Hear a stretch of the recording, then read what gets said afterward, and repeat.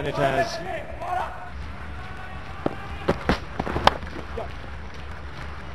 This time he finds the gap on the onside, should get a couple of runs here.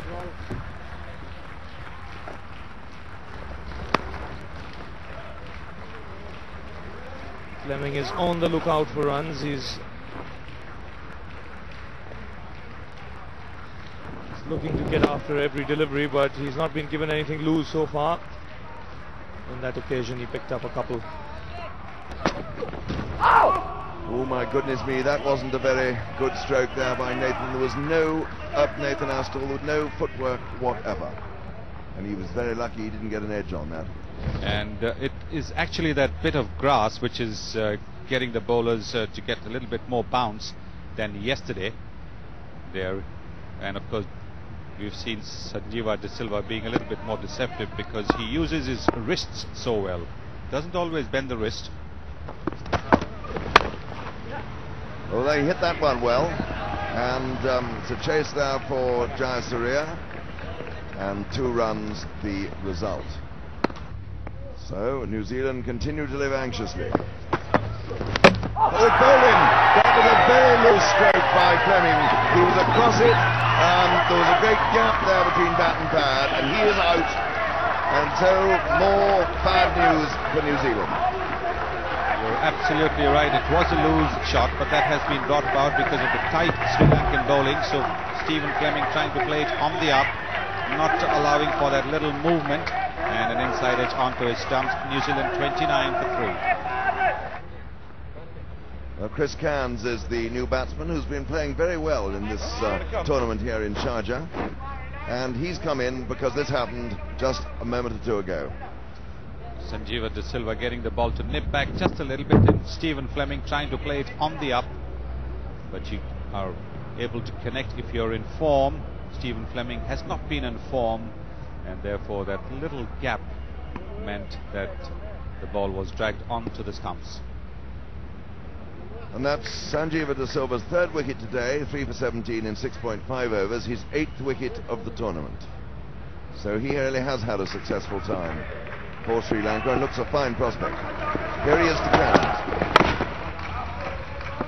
Over.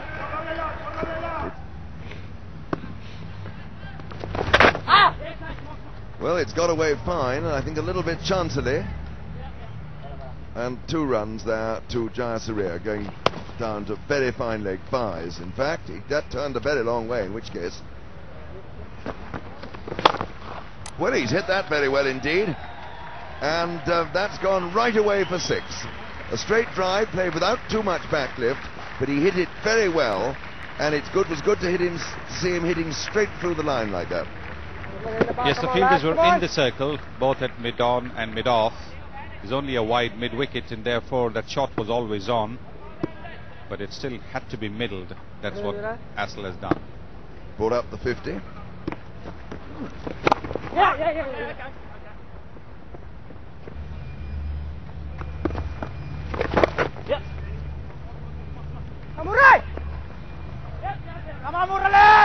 Come on! That's well run, because it was a long way for the fielder to come in, Murugathran, and that was good cricket by Astle.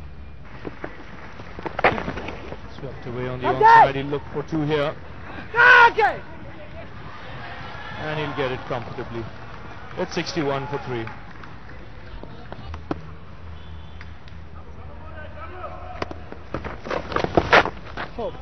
There again, Astle looking to come down the track, but that's the thing Muralidharan has in his bowling, that he gets the ball to dip on the right-hander. It's a flick at the very last minute with his wrist. Done! This will be a close call. And I think he's gone. Magnificent piece of fielding again by Mahanama.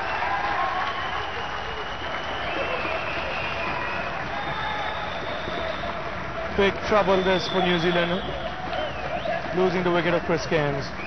Yes, I think that's sad. And not only the Sri Lankan fielders know about it, even Chris Cairns. I don't think there'll be any need for a 3rd umpire replay in this. He's not even in the frame. 61 for 4 of 22. Now on the shoulders of Mark, great match to get New Zealand out of this hole they are in. 61 for 4. He's taken this on the full and found the gap at deep mid wicket.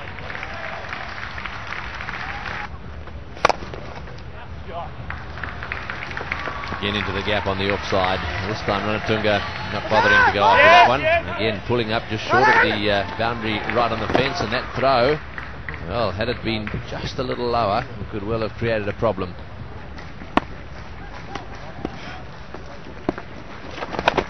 It's in the air and going down towards mid wicket. It's nice placement. It's running down towards the fence, just a little quicker down there. He managed to get that back. That's good fielding. Chandana, and the ball's in, and what's more, that could have been very close. Again, it was right to the fieldsman. Don't often see run-outs when you've got to gather it and drag it down onto the stumps, but great batch had to dive. He thought he was in a spot of bother there. That wasn't a bad throw. Pulled away this time by Astle, and he's found the gap. After a long time, a boundary for the New Zealanders. That was indeed a very good shot by Astle. Muralidharan dropping it slightly short, the ball spinning away on the leg side. Astle quickly into position, picking the vacant area, the ball racing to the boundary.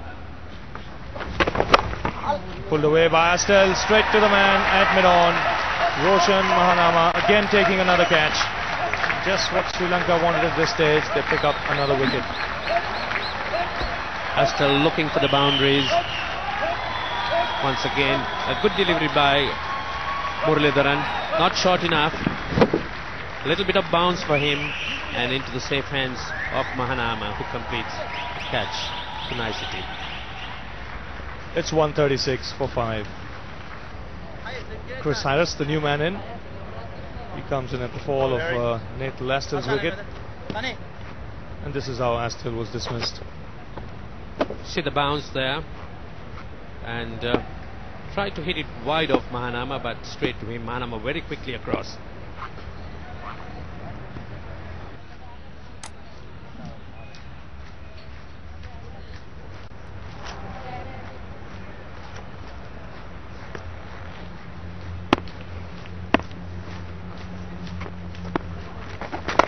Here comes a great bat, but he's going to find the man at long off. No problem at all. Chamindra Vas making no mistake, and New Zealand losing their 6th wicket. It certainly was a frustrating time for Great Batch.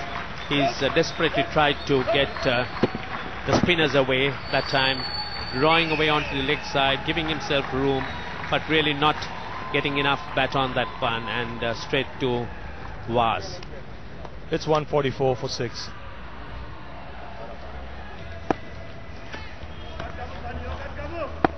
Lovely action, he really has. The way he gets that right leg of his high up in the air, and then comes down with his elbow, bringing his body into play.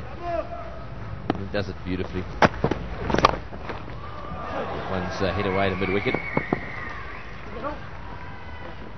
We might see if we can capture the way he goes about getting his body into position right at the end of his run-up. It's an interesting movement. We'll show you the action from behind first of all. Very, very relaxed as he goes in. Not a very long run-up either, but watch his front leg. There he goes, gets it up, and his arm too. Elbow and arm get right up there.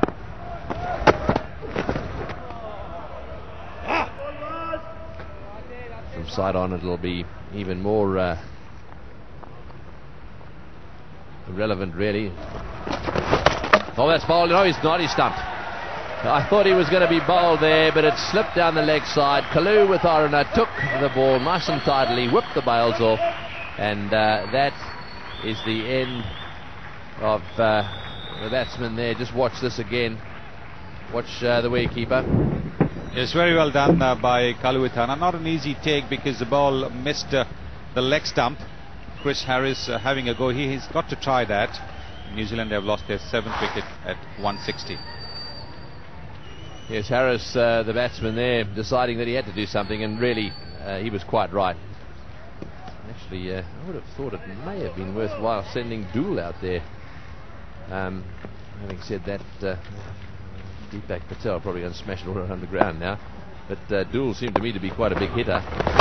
Well, that's well played. Back for the second. In comes the throw. This is going to be close. Oh, it's fumbled.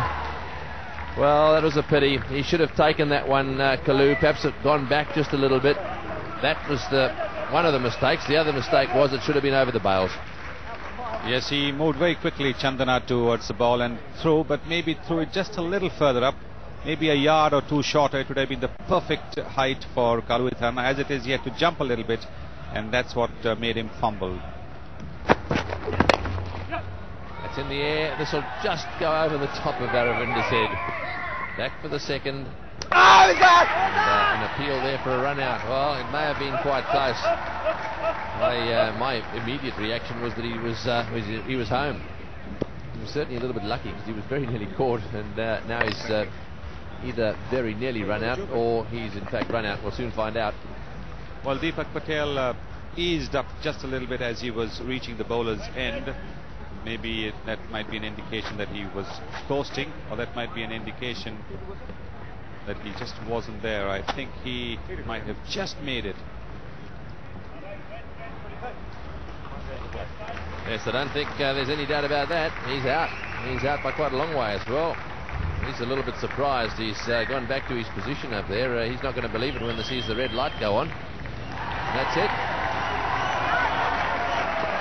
Just goes to show. Well, this third umpire has really made it that much harder on the batsman. In the old days, you got the benefit of the doubt, but now with slow motion replays, there's absolutely no chance. If you're short by an inch, you've still got to make it back to the pavilion. 2 to come, and that will be it. So there's no point in wasting any time. He's just having a quick glance around. He's no doubt noticed that there is a pretty big gap at the boundary at long on. Might be where he'll be going for, straight down the ground. Well, that was a good delivery, just short of a length, and whizzing across the right-hander. 1 to go. They're running anyhow, and they get themselves a bye. So that's the end of the New Zealand innings. I suppose they'd be just a little bit disappointed, but once again, at least they've got together a score which, who knows, the way things have been going for the side batting second here in Sharjah, could suggest that we could have a close match in our hands. New Zealand got to 169. A very good innings from Nathan Askell, who got 66 of 130 deliveries, 35 from Great Bash. Batting generally was difficult. Good bowling by the Sri Lankan bowlers. 3 for 18 for Sanjeeva De Silva, 1 for 22 for the off spinner Muttiah Muralidharan, and Arvinda De Silva picking up 2 wickets for 28.